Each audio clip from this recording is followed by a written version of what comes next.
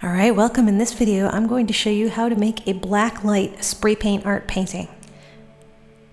I'm going to be using Montana water-based 300 fluorescent colors, but you can use any fluorescent or neon spray paint art colors or airbrush colors that you like to make this.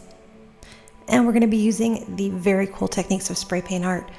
So the classic spray paint art is the planets, and to do that we're going light to dark. Now I'm going to put one planet in front of another right there in the center. So I've got some white down. Wherever I want a planet, I lay down some white, and then I'm putting some colors over it. I'm trying to make my planets a little bit different colors. It really works well if the planets that are in the distance are cooler colors and the planets that are closer are warmer colors, because then they really look bright. I mean, you don't have to do it that way, but it's one way of getting a really intense sense of perspective in your sky. So I brush my newspaper over my planets to create some texture. And then I'm adding in some colors below where my land is going to go. Now there's going to be some pyramids over there on the left side.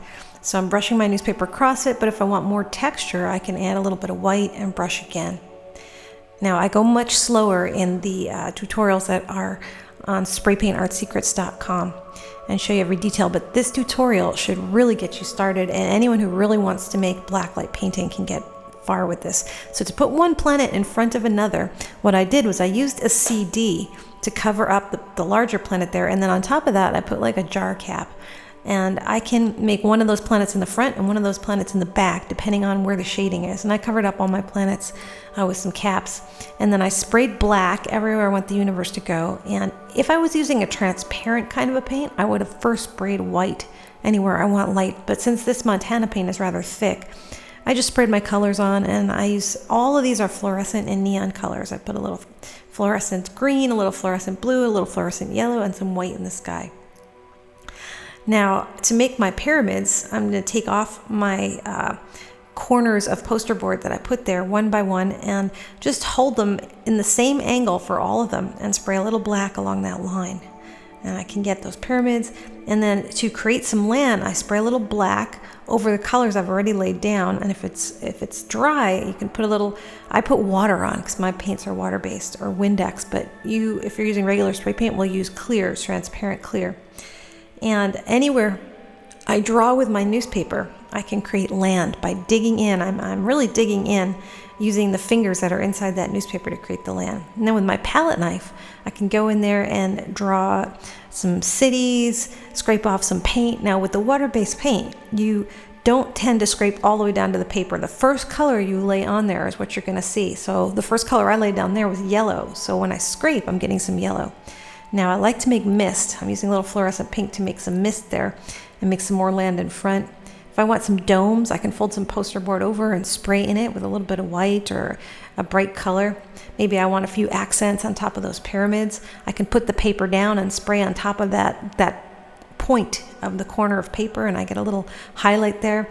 Now I spend a lot of time on my details. If you really want a nice painting, it's these final details which make the difference, that makes a difference. So you can put the planets back on and spray a little bit of color behind the planet. You can add comets by folding the poster board in two and spraying into that folded paper. And you can add little streams of light coming out of the domes, maybe some dots of light of different colors.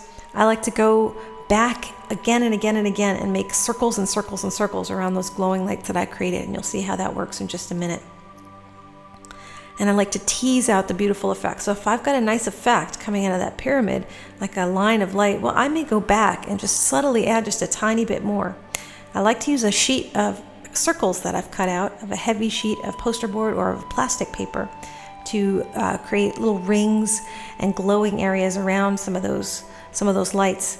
Now I added a little dot of light, little white, little yellow, and I let it dry, and then I'm going back in there with my circle cutout, and I can make a little planet there so that I actually have 3 planets on top of each other. And if I want to add another one, I can do that with my circle cutouts.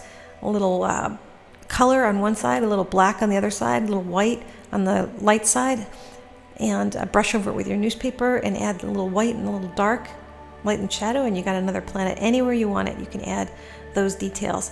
And with these black light paintings, those details, you never know what's going to pop out when you turn the black light on. So we're going to do that as soon as I finish this, and you'll see what details pop out. And I'm adding actually some domes with my circle cutouts as well. I can just spray around half of that to create a dome, or you can see I made like a little glowing star off to the right. Those are circle cutouts. So I'm just teasing out the details. Anywhere I want a little light, a little detail, a little star in the sky, a little extra light shooting out of the pyramid, just making sure it's all the way I like it. Maybe a little yellow tint. When we turn the black light on, what you're going to see is that the fluorescent colors are what you really see. And a lot of the detail that we're adding in white is actually going to fade out into the distance. So this will give you an idea about what you want to focus on when you're making these black light paintings. Make sure there's some nice bright areas that have color, not just white, if you really want these to pop. And your stars in the sky don't have to be white. I'm adding some pink stars, and those are going to show up in the black light much more than the white ones will. So if you're working with black light, add some fluorescent color and neon stars in the sky for sure. And put a little dot of white in the center or a little dot of yellow in the center of each of those stars. That way they're going to look like a small little glowing star instead of just a diffuse little light area. So now we've got our black light on, and you can see what places are glowing and what places are a little bit more opaque. A lot of the white, again, we don't even see it. A lot of the bright colors, we can really see that. So I hope you've enjoyed this and that you give black light spray paint art or just regular spray paint art a try. Come to spraypaintartsecrets.com and get another free lesson and some cool free stuff like a free materials list. And check out all the amazing stuff that you can learn. Do what you want to do. See you there. Ciao.